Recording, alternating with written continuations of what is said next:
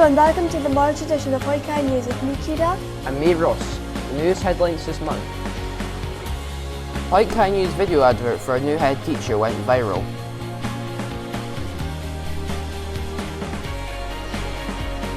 We interview head teacher Mr Clarke about new funding for the school and how it's being spent. In our monthly series of interviews, we interview Mr McIver. This year the Reivers festival was bigger and better than ever. We highlight the best parts of the festival. And our sports reporter Ryan Murdie talks about Dylan Gregg, recently crowned under-16s heavyweight champion of Scotland.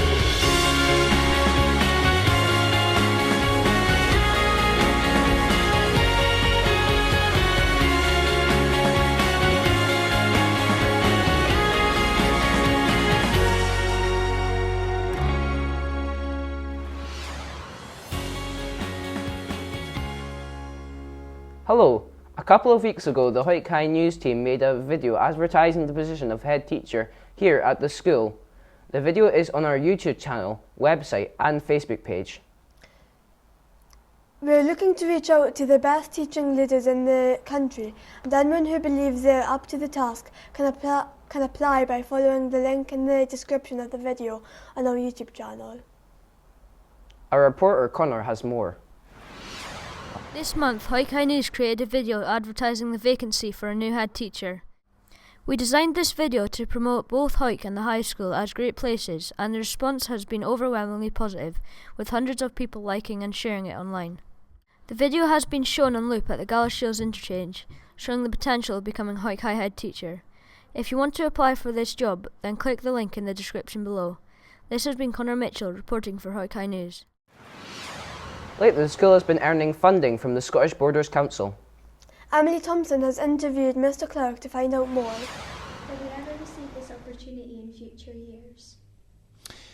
The pupil equity funding should happen every year moving forward. The Scottish Government decide the use of that money, and they've promoted it to schools.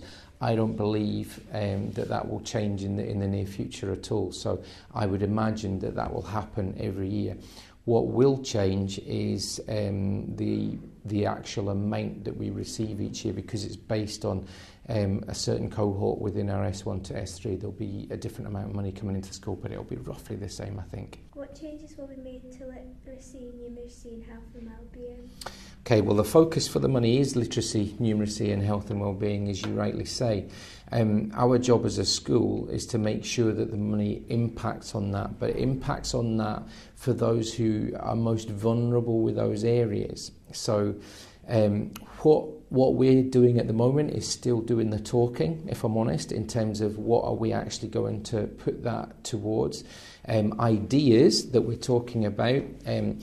One is to support attendance, because one of the main issues in terms of achieving good outcomes on literacy, numeracy and health and wellbeing is that folks need to attend school and be able to attend lessons. So we will put some focus in on that.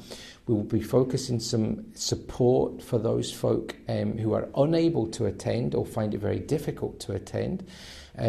What we're also going to do is to work with teachers to see how we can then support literacy, numeracy and health and wellbeing on a one-to-one basis. And it's where the pupil equity funding and the Scottish Attainment Challenge funding, because we've got two funding streams there, both focusing on similar outcomes. We will work the two together to make sure that we're either giving individualised support for young people or generic support for those young people.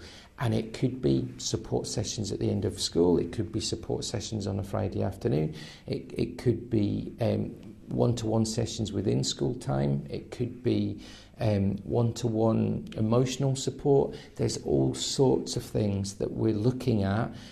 Decisions have not been fully taken yet, although we're further on in our thinking with the Scottish Attainment Challenge monies than we are with this. So, long term, we have to impact on literacy, numeracy and health and wellbeing, but there are a number of factors that influence on the success of that. Now for some news in brief. There are now 14 hedgehogs and 1 chicken left looking for a good home. The cost will be £1 and money raised will go towards Life Skills Maths trip. Contact Dr Sutherland in M12 if you would like to buy one. Could any pupil who has borrowed a school tie please return it to Mrs Patterson in the guidance office? All S1 pupils will have a day focusing on the customs, traditions and history of the common riding and the Hawick as a whole. Classes will remain in registration classes for the day. Pupils will still be expected to wear uniform and follow the normal class routines. A special timetable of events will be handed out to every pupil in registration on the day.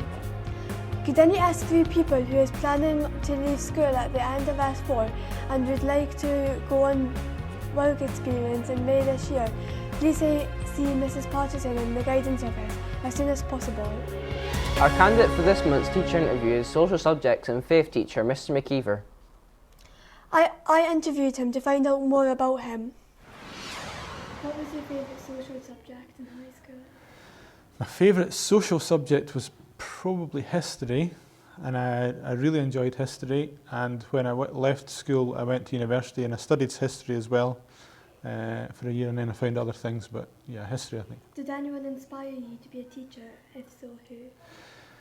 Well, I had lots of great teachers, because all teachers are great, aren't they? But somebody who probably didn't inspire me was my dad. My dad was a teacher as well, but all I can remember about that was he came home with loads and loads of work to do, so that probably put me off. But the teachers I got at school were all really great and really helpful, and Mr Gray was my history teacher, and he really inspired me.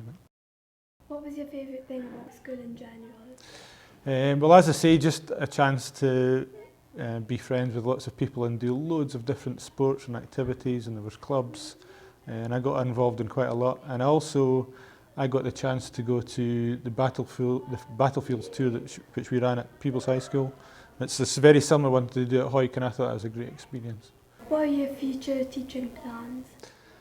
Well, I'd just like to continue to learn to be a good teacher and to try and be a better teacher. But I like my time in the classroom, so I don't really have any plans to go higher up or do anything like that.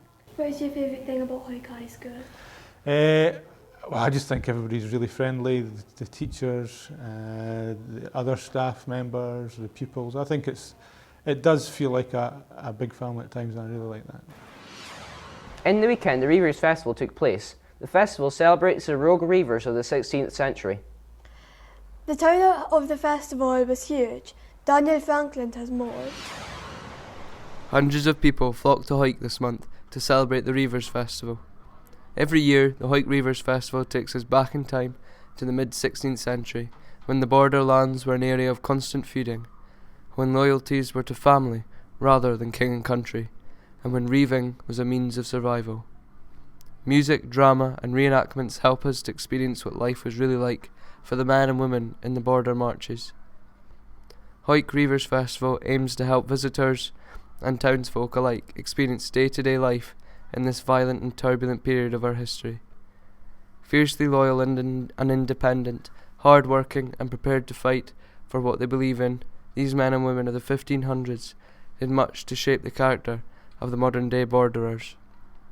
It was clear that everybody enjoyed this fantastic spectacle, celebrating Hawick's history.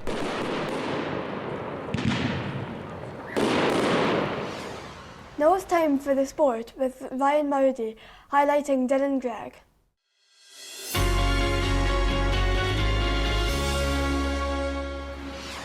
Hawick High School now had its very first heavyweight boxing champion.